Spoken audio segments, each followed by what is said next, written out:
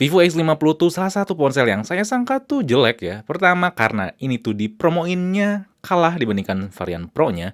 Terus mikirnya juga takutnya, kameranya tuh kayak jadi serba cantik, mulus, dan gak natural. Pokoknya mikirnya tuh cuma jual merek dan desain doang. Tapi ternyata ponsel itu di luar dugaan dan tapi juga ada yang gak menyenangkan. Oke, di sini Fadil langsung aja kita review.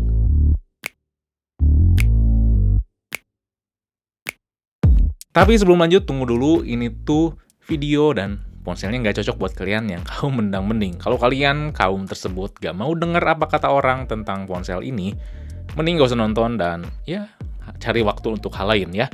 Tapi yang harus kalian tahu, ponsel ini tuh sangat harus diperhitungkan. Yang pertama itu professional fotografi. Yap, karena itu ponsel fotografi, jadi saya pengen bahas di awal ya. Saking pedenya ini tuh buat ditujuin para pecinta fotografi, di frame bagian atasnya tuh sampai ditulis seperti itu.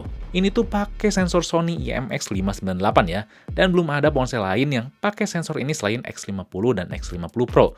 Dan kalau kedepannya emang nggak ada lagi yang pakai sensor ini, berarti ini tuh eksklusif buat seri X50. Dan ternyata hasilnya tuh gila men, gila banget. Oke, kita bahas dulu warnanya ya. Warnanya tuh natural banget. Emang pastinya dan wajib harus ada efek beautify, tapi bisa dimatiin dan pas dimatiin bener-bener natural. Detailnya tuh dapat banget, jerawat bisa kelihatan, kulit gak dimulusin, pokoknya di luar dugaan saya yang pikir serba dicantikin dan warnanya ditajemin. Dan low light-nya tuh gila ya. Ini tuh emang bukan bermuji doang tanpa coba ya, tapi ini bener-bener gila. Emang bagus ya, ini tuh gak gimmick doang. Ini saya tuh ambil foto dari ponsel yang ada di harga 7 jutaan. Dan emang bener gelap banget. Hasilnya tuh kayak gini.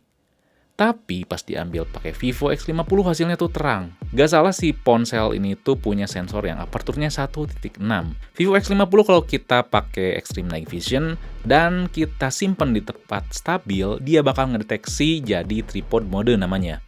Dan shutter speed-nya otomatis lebih lama dibandingkan mode lainnya. Ya bisa 30-40 detik. Dan bisa ditebak lah hasilnya juga edan. Kamera depannya juga natural. Dan di kondisi gelap banget, dia tuh manfaatin si layar AMOLED-nya. Ambil selfie gelap banget bisa dihandle sama Vivo ini. Lensa wide-nya juga oke, gak ada masalah. Tentunya masalah kamera ini bukan tanpa kekurangan ya. Yaitu fokusnya ya kurang cepet. Mau foto atau video. Lalu masalah bokehnya juga walau cakep tapi terkadang miss. Khususnya kamera depan. Lalu videonya juga walau punya OIS, emang kestabilannya cukup baik, tapi nggak terlalu wah. Untungnya videonya tetap cakep detailnya. Warnanya juga tetap natural.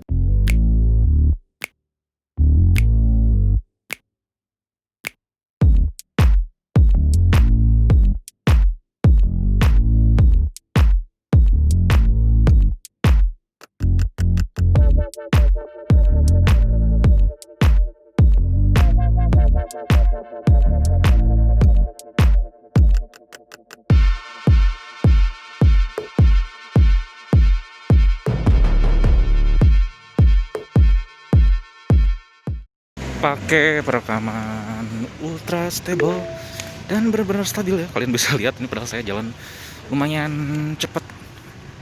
Walaupun ya nggak punya gimbal, tapi ya it's okay lah. Nanti kita bandingin ya gimana dengan yang tanpa ultra stable. Ini sih kayaknya cuma di 30 fps ya. Perekaman 4K ya, 30 fps gak bisa 60 fps.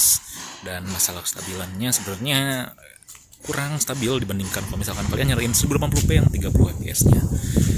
Dan kalau misalkan masalah fokus si Vivo ini ya mau di mode ultra apa ya stable-nya atau misalkan mode fps berapapun sih fokusnya tuh sebenarnya nggak terlalu cepet sih sebenarnya. Nggak cepet banget tapi lambat juga nggak gitu ya, jadi standar. Tapi masih bisa dipakai sih. Cuman nih overall di 4K detailnya emang lebih dapet sih. Tapi ya sayang sih gak ada 60 fps. Ini perekaman kamera depan 1080p, 30 fps gak bisa lebih ya. Dan ini warnanya tuh cukup natural ya. Saya warna kulit saya gelap dan gak mulus. Dan sebenarnya bisa nyalain beautify-nya sih, tapi saya ogah banget ya. Jadi detailnya walaupun gak bisa 4K. Oke, dan misalkan masalah kestabilannya cukup standar ya. Dan buat pokoknya oke lah. Buat yang ragu apa sih dengan kamera Vivo takutnya ini backlight-nya juga masih bagus ya, walaupun backlight Si objek di depannya cukup oke, walaupun di belakangnya overexpose, tapi masih enak dilihat. Dan iya, buat yang misalkan ragu dengan kamera depan Vivo takutnya cantik dan buat cewek aja, tapi ya buat cowok juga bisa kok. Oke, asal jangan dinyalain beautify-nya. Jadi overall kamarnya tuh bener-bener top. Selanjutnya itu premium dan solid. Awalnya saya mikir ponsel itu bakal ringkih ya, karena ya tipis dan bobotnya ringan. Tapi ternyata enggak. Walaupun punya bodi tipis dan cukup ringan, tapi ternyata enak digenggam. Karena solid dengan balutan kacanya ini. Ada kan yang tipis tapi ringkih. Nah ini enggak. Tombolnya juga enak, clicky banget. Walau punya konfigurasi kamera vertikal, tapi ini cukup cakep ya, karena tetap dikasih frame kamera yang kotak dan solid. Atas dan bawah juga dikasih pemanis dengan permukaan yang flat. Pokoknya sejauh ini adalah ponsel desain yang saya suka di rentang 7 juta ke bawah. Walaupun nggak punya jack 3,5 mm, nggak apa-apa, udah nggak masalah lah buat sekarang. Ketiga itu adalah AMOLED-nya yang nggak gimmick. Layar AMOLED-nya ini tuh pas di tangan ya, nggak kebesaran dan nggak kekecilan. Si lubang kamera juga kecil ya, nggak ganggu pandangan. Yang bikin saya khawatir adalah si kecerahan layarnya ini tuh useless, yaitu 1300 nits. Ini tuh cerah banget. Ya takutnya cuman modal cerah doang lah. Tapi saya udah katakan tadi, kecerahan layar ini tuh dimanfaatin buat selfie.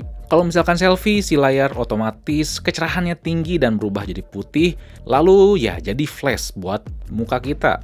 Dan hasilnya baik ya, tadi udah dibahas. Gak di bawah terik sinar matahari doang jadi.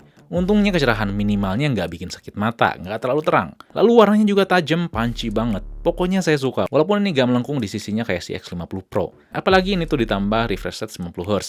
Pemakaiannya tuh bikin enak di mata dan enak di jari. Jadi urusan fisik, mau tangan atau mata bener-bener ajib. Nah yang saya khawatirkan adalah masalah performanya.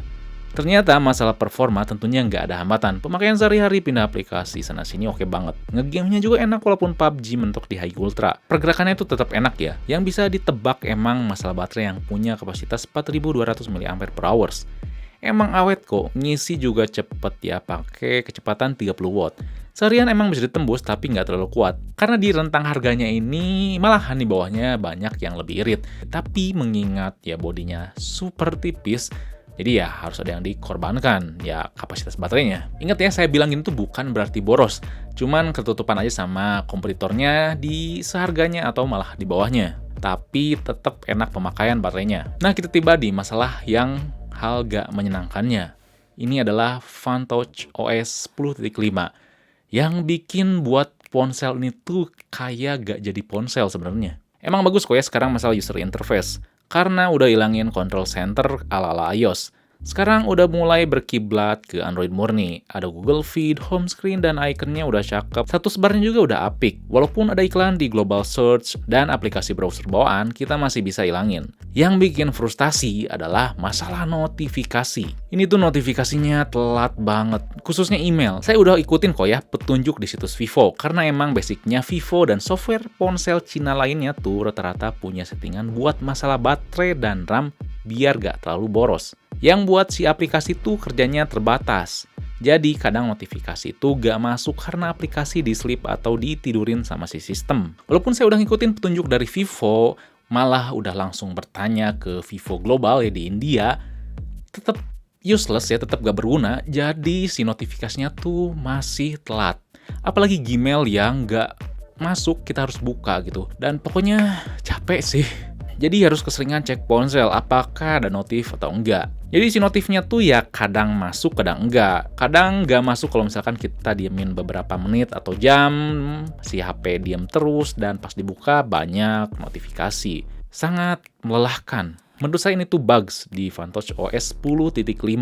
Walaupun saya udah ikutin petunjuk, di reset atau bahkan di install ulang, tapi tetap aja. Ini tuh saya pakai nomor bentukan 1.8.6 ya. Jadi mungkin nanti di nomor bentukan atau nomor software selanjutnya bakal ke handle.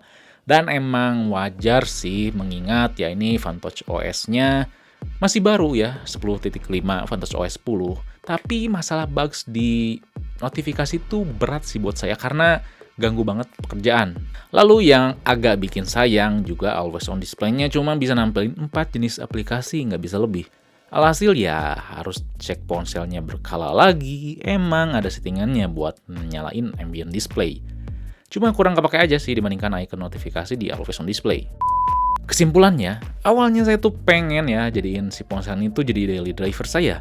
Karena emang ponselnya sesuai dengan kebutuhan saya. Layar desain, baterai, performa, dan apalagi kameranya. Tapi semua itu terpatahkan sama FunTouch OS yang gak fun-fun amat.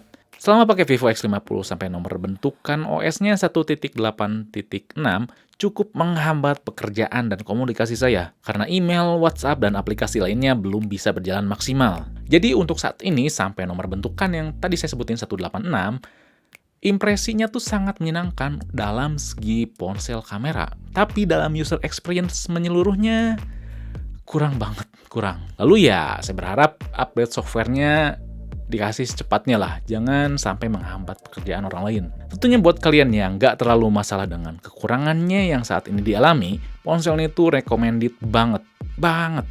Tinggal tunggu updatean OS-nya aja. Semoga updateannya sekali lagi cepet. Oke, jadi itu dia review Vivo X50 kali ini. Kalau misalkan kalian ada penggunanya, kalian bisa tulis komen di bawah, atau pengen beli atau apapun, kalian bisa tulis komen di bawah. Dan jangan lupa juga buat like, share, subscribe Fixme, lalu nyalain lonceng notifikasinya biar gak ketinggalan video berikutnya, oke? Di sini Fadil, peace out.